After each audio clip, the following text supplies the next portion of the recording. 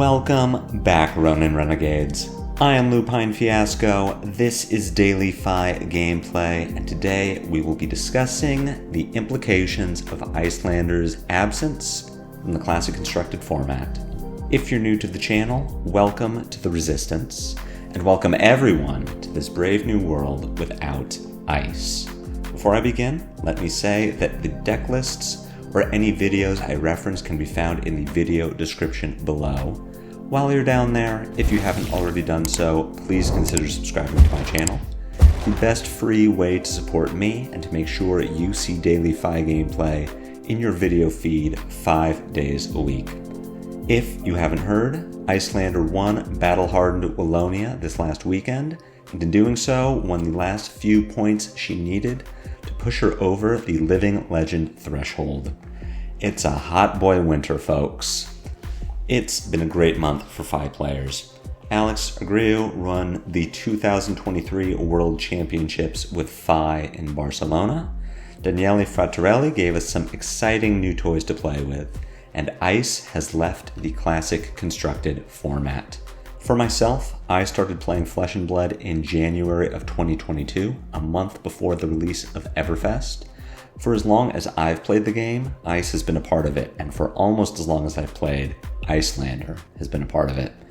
I started playing Flesh and Blood with Blitz, and when I picked up Bolton, Blizzard was there to stop my combo. When I transitioned over to Classic Constructed and began tinkering with Fi, Channel Lake Frigid was there to ruin my cost curve.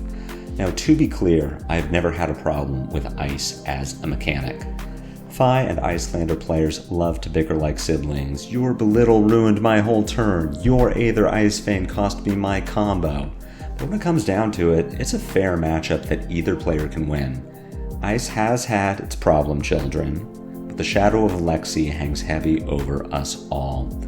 I will say that Blizzard has never felt fair to me, but no hero should be able to cast Arctic Incarceration at instant speed. That all being said, our Frosty sister is off to bigger and better things. Now she too can go from winning events to getting locked out of top 8s by Starvo. So how can we best adapt to a format without Ice to hold us back? So much of Fi has been built around countering the threat of Iyslander. Tide Flippers has been a staple for as long as Fi has existed, and even our standard resource base of 12 to 15 blues in a deck was built around maximizing our chance of drawing at least one blue per hand to pay through Frostbite. It's hard to know what parts of our deck are necessary to function and which parts are artifacts of the Ice Age. But to start, I think that we're safe to start cutting extra blues from our sideboards. There's an argument that these help us to play Emberblade more effectively in the matchups where that matters, but I would argue that we only made use of those cards because they were already there for Iyslander. Without the threat of resource tax, we don't need the extra blues, and a dedicated Emberblade list certainly doesn't need 18 blues in the 80. Without those extra blues, we can fill the holes in our sideboard with more effective cards for the meta, and perhaps we attack with our Emberblade less often, but we can attack with more effective. And perhaps we attack with our Emberblade less often, but more often we are drawing into and playing more effective attacks. Next, to determine the most effective attacks to play, we need to start theorizing what the new meta will look like. There are hardly any heroes that could boast a strong Iyslander matchup, which means that every hero becomes more viable without her. A rising tide lifts all ships, as they say. That said, there are some firsts among equals.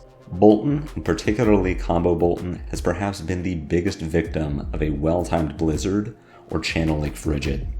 Telegraphing your big turn to a disruptive hero is a massive weakness, especially when you only get to pop off once in a game. I don't have to tell any Fi players what a pain Iyslander could be to deal with, especially when you draw into an otherwise insane hand of red cards. And Katsu, with his reliance on hand size and specific cards to pop off, could find a large turn stymied by a poorly timed Aether Ice Vein fusion and Insidious Chill trigger. Uzuri's weakness to dragons may be well known, but a few pesky frostbites interrupting her ability to react a large attack onto the combat chain can be even more devastating. And for as painful as Warmonger's diplomacy can be, Runeblades only must worry about it once or twice in a game, while instant speed Icy Disruption will happen every turn from the first to the last. So if we've already determined that we can cut our utility blues, we need to take this knowledge of Iyslander's biggest victims to decide how we're filling the slots. Now that Iyslander's gone, which victims turn into the oppressors? There are two approaches for filling the space of our utility blues. We can either leave our 60-card deck alone and fill our sideboard with silver bullets, or we move some of our clunkier cards to the sideboard to make space for a few ringers in the 60. These are the changes I'll be experimenting with first. I cannot stress enough how much the classic constructed format is going to change without the threat of Iyslander's disruption, so don't take these changes as final. There's a lot to test with regards to the perfect blue count, the perfect cost curve, and the perfect answers to meta threats, and we have a lot of time between now and heavy hitters to solve these problems. For now, I'm moving Command and Conquer to the sideboard, cutting my third copy of Salt the Wound, and beginning tests with Censor. I gave a few general examples of the power of Censor in my Monday video, but can give more specific uses for the card in a post-Iyslander aggressive meta. Against Katsu, we can play safe by naming Bonds of Ancestry, or a little riskier by naming Surging Strike. Either choice has the potential to hose Katsu's big turn. Against Bolton, we always name Lumina Ascension. If Bolton is playing Saber's combo, the ideal time for this play is when he stops blocking to preserve hand size, meaning he's about to fire off the combo. But even against a Raiden build, we can assume that Bolton's biggest turns will involve 2 or 3 swings with Raiden. Against opposing Phais, you may need to read their soul to know which power card you should call, but there's always a safe line in naming Phoenix Flame, which can prevent anywhere from 1 to 5 points of damage. My biggest concern about Censor is its cost.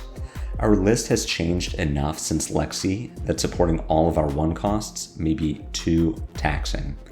I'm not excited about cutting Mounting Anger, Bittering Thorns, or Art of War, and I haven't done nearly enough testing with Bleed Out to know if I should count it as a 0 or a 1 cost card. And I'm also not thrilled about making space for more blues in the deck. We have the potential to draw into some very weak hands, and more blues don't help solve that problem. But for now at least, this is how I'll be building and testing my main 60-card deck. With Command and Conquer now in the sideboard, we have 1 more slot to fill, and these 3 cards are my strongest options, and they all do something better than the others. CNC has an application in almost every matchup and is especially potent against other aggro decks that don't run Crown of Providence. Erase Face is very strong against Mechanologists to prevent the Go Again generated by Boost, and has extra utility by preventing Dash.io from playing items from her deck. And Amnesia prevents Katsu from comboing off, and even blocks for 3 when necessary. For my money, I'll be testing a 3rd copy of Command and Conquer. I think it has the widest use against the field of legal heroes, and it blocks 3. What isn't to love? Your choice of card can be tailored to your local meta. If yours is filled with Katsus, play Amnesia. If it embraced the mechanical revolution of Bright Light, run Erase Face. All of these cards are poppers, so you can and will board them into Dromai or Prism, regardless of which one you pick. And for now, there is one final judgment call to make. What are we doing with our Arcane Barrier and our Spell Void?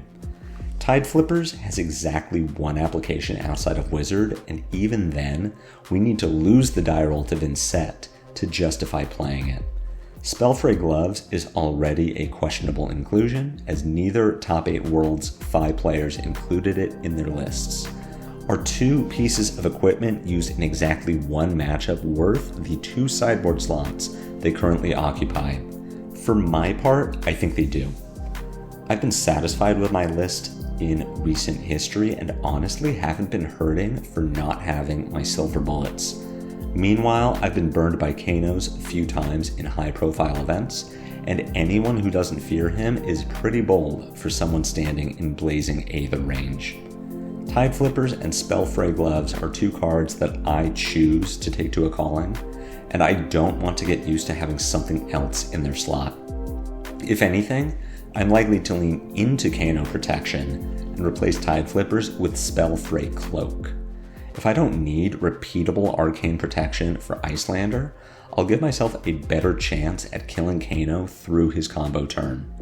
We'll see in time how much we need to fear Vincent, and that isn't a decision I need to make now. But for those of you who like to live on the edge and want to disrespect Kano, I have one recommendation.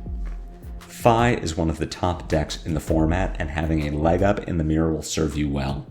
That All You Got is one of the best ways to disrupt a Kodachi momentum plan, as it both breaks the opposing Fi's hit streak and replaces itself on a Kodachi or a Phoenix Flame.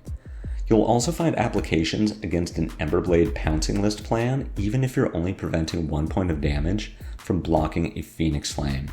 What I don't recommend is doubling down on your 2-cost 6-power Disruption. You really don't want to clunk up your deck, and running 4 to 6 non-snappable finishers in an aggro mirror can lead you to very ineffective, low-damage turns. If all you do in a turn is attack with a Kodachi and an Erase Face, your Mechanologist opponent may still be able to pull ahead on life. Your mix of 2 to 3 Command and Conquers and 1 to 2 Erase Faces or Amnesias should be enough when paired with Censor or pure damage. The winter chill has finally thawed, and all that's left for us to do now is find the best way to play in the heat. I hope you've enjoyed this video, and I hope you found my suggestions helpful. If so, please don't hesitate to head jab that like button. My comments are always open for questions or feedback, and please let me know how your testing is going. I don't get to play as much as I'd like, and crowdsourcing our reps is the best way to crack the new meta quickly. I'll be back tomorrow with more Daily Fi gameplay, and until then, take care.